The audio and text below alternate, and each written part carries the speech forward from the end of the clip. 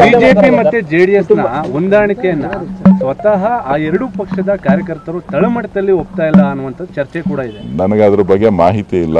ನನಗಿರೋದು ಒಂದೇ, ನನ್ನ ಕ್ಷೇತ್ರದ ಜನಕ್ಕೆ ಕೂಲಿ ಕೇಳುವಂತ ಕೆಲಸ ಪ್ರಾರಂಭ ಆಗ್ತದೆ. ಮಂಜುನಾಥ್ ಅನ್ನೋ ಸರ್ ಅರ್ಕೆ ಕುರಿ ಅಂತ ಹೇಳಿ ನನಗೆ ಗೊತ್ತಿಲ್ಲ ರೀ, ಅರ್ಕೆನ ಕುರಿನ ಏನು ಅಂತ ಹೇಳಿ.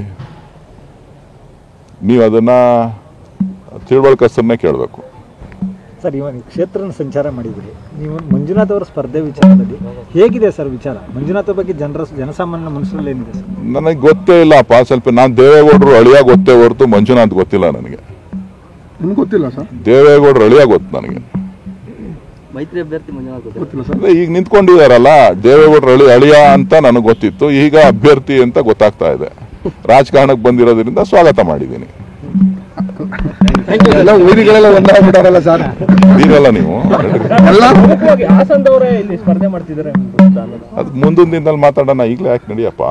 ಸರ್, ಈಗ ಕುಟುಂಬ ರಾಜಕಾರಣದ ಬಗ್ಗೆ ಏನ್ ಹೇಳ್ತೀರಿ? ಯಾಕಂದ್ರೆ ಕಾರ್ಯಕರ್ತರು ಬಹಳ ಈಗ ಒಂದೇ ದಿನ ಏನು ಬೇಡ. ಈಗ ನಾನು ಇನ್ನೂ ಅರ್ಜಿ ಹಾಕ್ಲಿಲ್ಲ, ಈಗ ತಾನೇ ಟಿಕೆಟ್ ಘೋಷಣೆ ಮಾಡಿದ್ದಾರೆ ನಮ್ಮ ಪಕ್ಷದವರು, ಅವ್ರ ಪಕ್ಷದವರು ಈಗ ಮಾಡಿದ್ದಾರೆ. ಬಿಜೆಪಿ ಮತ್ತೆ ಜೆಡಿಎಸ್ ನ ಹೊಂದಾಣಿಕೆಯನ್ನ ಸ್ವತಃ ಆ ಎರಡು ಪಕ್ಷದ ಕಾರ್ಯಕರ್ತರು ತಳಮಟ್ಟದಲ್ಲಿ ಒಪ್ತಾ ಇಲ್ಲ ಅನ್ನುವಂತ ಚರ್ಚೆ ಕೂಡ ಇದೆ. ನನಗೆ ಅದ್ರ ಬಗ್ಗೆ ಮಾಹಿತಿ ಇಲ್ಲ. ನನಗಿರೋದು ಒಂದೇ, ನನ್ನ ಕ್ಷೇತ್ರದ ಜನಕ್ಕೆ ಕೂಲಿ ಕೇಳುವಂತ ಕೆಲಸ ಪ್ರಾರಂಭ ಆಗ್ತದೆ. ಮಂಜುನಾಥ್ ಅನ್ನೋ ಸರ್ ಅರ್ಕೆ ಕುರಿ ಅಂತ ಹೇಳಿ ನನಗೆ ಗೊತ್ತಿಲ್ಲ ರೀ, ಅರ್ಕೆನ ಕುರಿನ ಏನು ಅಂತ ಹೇಳಿ. ನೀವು ಅದನ್ನ ತಿಳುವಳಿಕಸ್ತರನ್ನೇ ಕೇಳಬೇಕು. ಸರ್, ಇವಾಗ ಕ್ಷೇತ್ರ ಸಂಚಾರ ಮಾಡಿದ್ರಿ, ನೀವು ಮಂಜುನಾಥ್ ಅವರ ಸ್ಪರ್ಧೆ ವಿಚಾರದಲ್ಲಿ ಹೇಗಿದೆ ಸರ್ ವಿಚಾರ? ಮಂಜುನಾಥ್ ಬಗ್ಗೆ ಜನಸಾಮಾನ್ಯ ಮನುಷ್ಯರಲ್ಲಿ ಏನಿದೆ ಸರ್? ನನಗೆ ಗೊತ್ತೇ ಇಲ್ಲಪ್ಪ. ಸ್ವಲ್ಪ ನಾನು ದೇವೇಗೌಡರು ಅಳಿಯ ಗೊತ್ತೇ ಹೊರತು ಮಂಜುನಾಥ್ ಗೊತ್ತಿಲ್ಲ ನನಗೆ. ನಿಮ್ಗೆ ಗೊತ್ತಿಲ್ಲ ಸರ್? ದೇವೇಗೌಡರು ಅಳಿಯ ಗೊತ್ತು ನನಗೆ.